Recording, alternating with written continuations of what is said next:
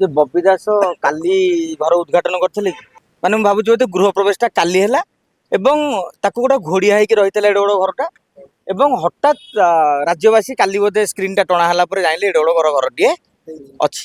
ଏହା ତ ସତ୍ୟ ନୁହେଁ। ତାମାନେ ସେ ଘର ବର୍ଷେ 2 ବର୍ଷ ତଳୁ ହେଇଛି। ତେଣୁ ସେଇ ସମୟରେ ଅନ୍ୟମାନଙ୍କର ମୁହଁ କାହିଁକି ଚୁପ୍ ଥିଲା। ଆମେ ଗଣମାଧ୍ୟମରେ ହଉ ଯେଉଁମାନେ ଅଭିଯୋଗ ଉଠାଉଛନ୍ତି ହଉ ତାମାନେ କୋଉଠି ନା କୋଉଠି ଗୋଟେ ଡାଉଟ୍ ରହିଛି। କାହିଁକି ନା ସେ ଯେତିକି କାମ ହେଇଥିବ ସେ କାମଟା 2 ବର୍ଷର ଲାଗିଥିବ ଘରଟେ ହେବା ପାଇଁ। ପଥର ଗଦା ହେଇଥିବ ସେ ପଥର ପୁଣି ଆସିଲା ବେଳେ ଲୋକ ଦେଖିଦେବେ। ତାପରେ ସମସ୍ତେ ତ ବବି ଦାସଙ୍କର ଏଠି ମିତ୍ର ନୁହନ୍ତି। ତେଣୁ ମୋ କହିବା ସେତେବେଳେ କାହିଁକି ଉଠିଲାନି, ଏବେ କାହିଁକି ପୁରୀ ସହିତ ତାକୁ ଲିଙ୍କ କରାଯାଉଛି। ଏବଂ ଆଉ ଗୋଟିଏ କଥା ଯୋଉଟାକି ନେଇକି ଚର୍ଚ୍ଚା ହେଉଥିଲା, ତାଙ୍କର ଆଜି ଦଦା ମଧ୍ୟ ପ୍ରେସ୍ ମିଟ୍ରେ କହିଛନ୍ତି ଏବଂ ଇ ୱେ ବିଲ୍ ମଧ୍ୟ ଦେଖେଇଛନ୍ତି, ଜିଏସ୍ଟି ଦେଖେଇଛନ୍ତି, କେଉଁଠୁ ଆସିଛି, କେଉଁ ଦିନ ଆସିଛି, କେତେ କ୍ୱାଣ୍ଟିଟିର ଆସିଛି, ଏସବୁ ଆସିଛି। ତେଣୁ ମୁଁ ଭାବୁଛି ଯେଉଁ ଘରକୁ ନେଇକି ଆଜି ବିବାଦ ସୃଷ୍ଟି ହେଇଛି ସେ ଘରକୁ ନେଇକି ଯଦି ଡେ 1ରୁ ପଥର ଆସିବା ଦିନଠାରୁ, ଆମେ ତ ଗଣମାଧ୍ୟମରେ ଅଛେ, ଅନ୍ୟମାନେ ବି ନେତା ବି ଅଛନ୍ତି, କୋଉଠୁ ଆଣିଲେ ବବି ଦାସ ପଥର ସେଇ ଦିନଠୁ ବିବାଦ ହେଇଥିଲା। ମୁଁ ଭାବୁଛି ବୋଧେ ଘର ତୋଳାଟି ତାଙ୍କର ବନ୍ଦ ହେଇଥିଲା। ଏତେ ଯେତେବେଳେ ରାଜମହଲ ହେଇଯାଇଛି, ଘର ତିଆରି ହେଇଛି, ଆଉ ତ କିଛି କରିବାର ନାହିଁ।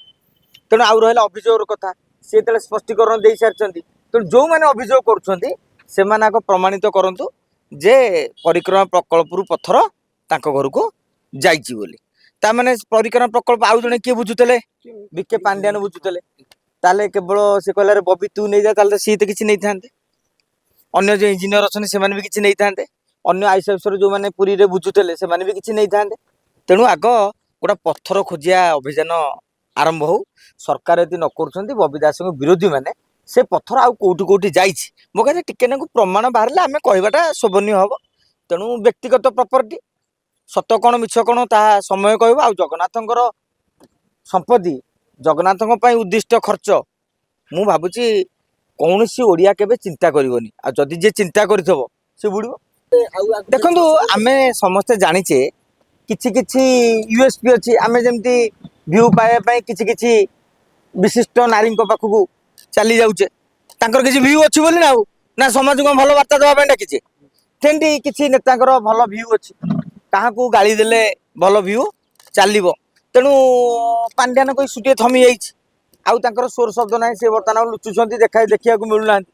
ତେଣୁ ପାଣ୍ଡିଆନ ଇସ୍ୟୁ ଯେତେବେଳେ ଥମି ଯାଇଛି ସେତେବେଳେ ଆଉ କିଏ ରହିଲେ ଖୋଜିଲେ, ଦେଖିବା ଟିକେ ବବି ଦାସ ଦେଲା ବେଳକୁ 1.5 ଲକ୍ଷ ଭ୍ୟୁ ଯାଉଛି। ତେଣୁ ମୁଁ ଗୋଟିଏ ଗପ କହିଲି, ଆପଣ ଗୋଟିଏ ଗପ କହିଲେ, ଆଉ ଜଣେ ଭାଇ ଆଉ ଗୋଟିଏ ଗପ କହିଲେ। ତେଣୁ ଗପରେ ଚାଲିଛି। ତାରି ଭିତରେ କିଛି ନେତା ନେତ୍ରୀ ଯେଉଁମାନଙ୍କର ଅଖାଗଉଣୀ ନାହିଁ, ସୋସିଆଲ ମିଡ଼ିଆରେ ଗୋଟେ ଚର୍ଚ୍ଚା କରିବା ପାଇଁ କରିଦେଲେ। ଆଉ କିଛି ବଡ଼ ଗଣମାଧ୍ୟମ ମଧ୍ୟ ରଖିଛନ୍ତି, ଯେହେତୁ ଷ୍ଟୋରି ନାହିଁ 24 ଘଣ୍ଟିଆ ଚ୍ୟାନେଲ ପାଇଁ, ସେମାନେ ଦେଖୁଛନ୍ତି କିଏ ଗୋଟେ ଟ୍ୱିଟ୍ କରୁଛି, ଫେସବୁକ୍ କରୁଛି।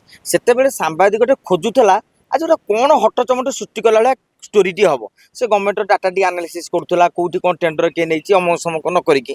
ବର୍ତ୍ତମାନ ଫେସବୁକ୍, ଟ୍ୱିଟର ଭିତରେ, ଏକ୍ସ ଭିତରେ ଆମେ ଯେତେବେଳେ ସୀମିତ ରହିଯାଇଛନ୍ତି, ସେତେବେଳେ କାହାକୁ କହିବା? କପାଳରେ ସିନା କରତାଡ଼ିବା। ତାମାନେ ଆପଣଙ୍କୁ କହିବା କଥା ଯେ ବବି ଦାସକୁ ଟାର୍ଗେଟ କଲେ ଭିଉ ମିଳୁଛି, ଆଉ ପପୁଲାରିଟି ମିଳୁଛି। ମୁଁ ଦେଖୁଛି ସେଇଆ।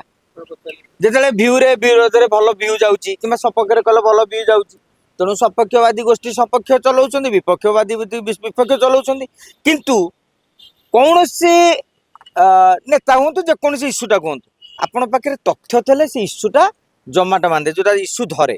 ତଥ୍ୟ ନଥିଲେ 2 ଦିନ ପରେ ଆପଣ ଦେଖିବ ବଜେଇଲେ ଆଜି ତାଙ୍କ ଘରେ ସ୍ପଷ୍ଟୀକରଣ ଦେଲେ, ତାପରେ ଧୀରେ ଧୀରେ ସେ ଜିନିଷ ବି ବନ୍ଦ ହେଇଯିବ।